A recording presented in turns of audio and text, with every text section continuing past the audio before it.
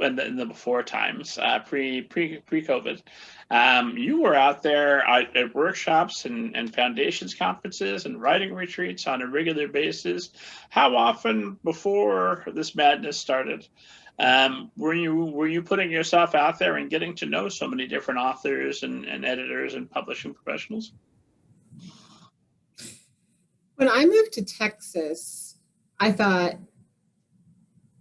I need more. I need more than my job. I need to start thinking about this book.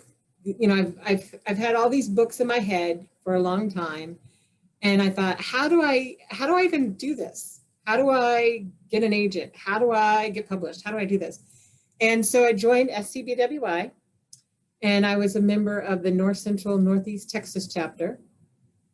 And so I went there, and they did what I call foundational instruction, which was like, how to format a manuscript and how to write a query letter and all that.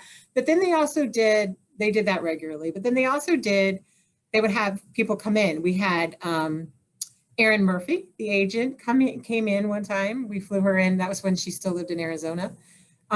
We had her come in, and she was talking about, how you get an agent and what agents can do and can't do and all that. And so then I volunteered to be on the conference committee, and we brought in Paula Danziger, and she's now passed, but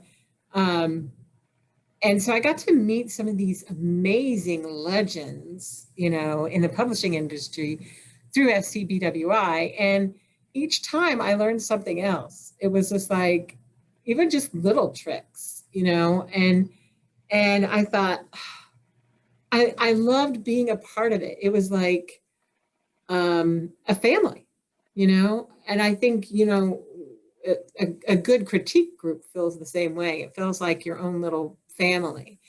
And so I really enjoyed that. I don't have a lot of close family because of the way my family treated me. So it was like, oh, and these people speak my language, and they have the same passion that I do, and writers are always really good about sharing what they know. And so you could ask anybody and they would tell you the answer. Whereas in journalism, it was always like, well, go find it yourself, And so it was this whole other world, and I loved it. And so every time I felt like I needed something else, I would find a workshop or a conference to go to.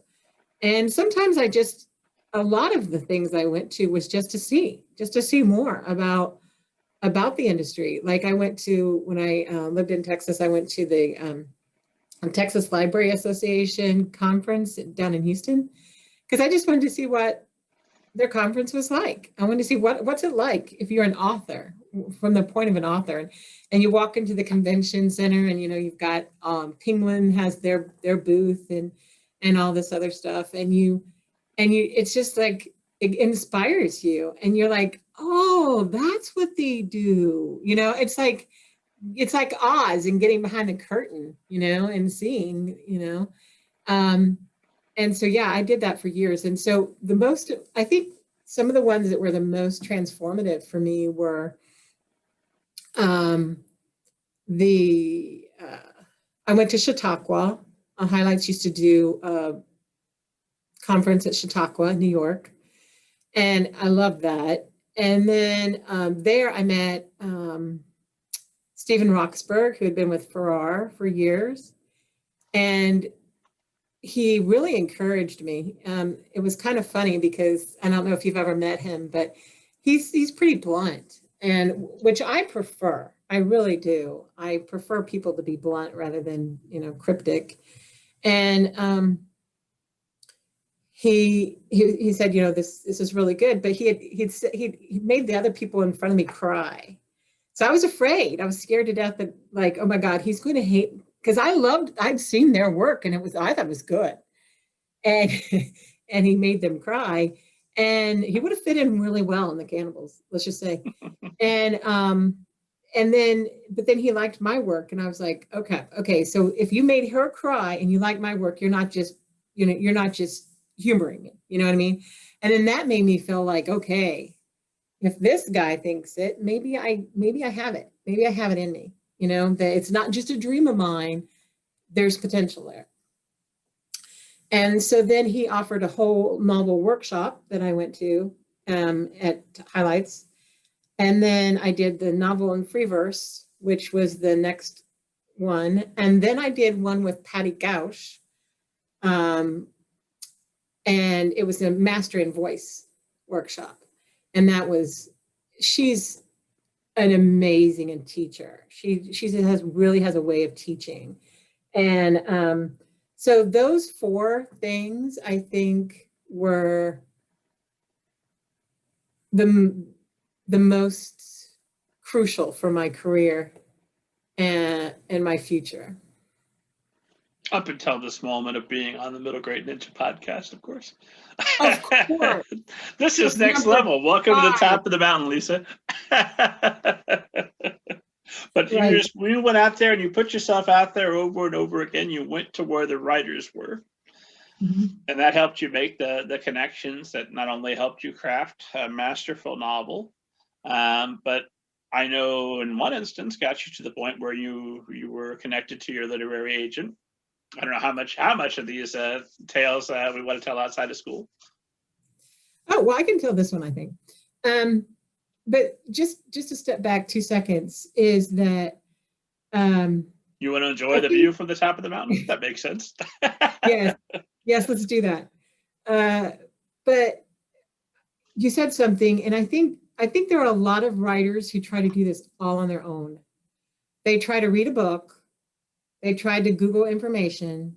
They try to read that annual book, The Writer's Market, and they think they know what to do.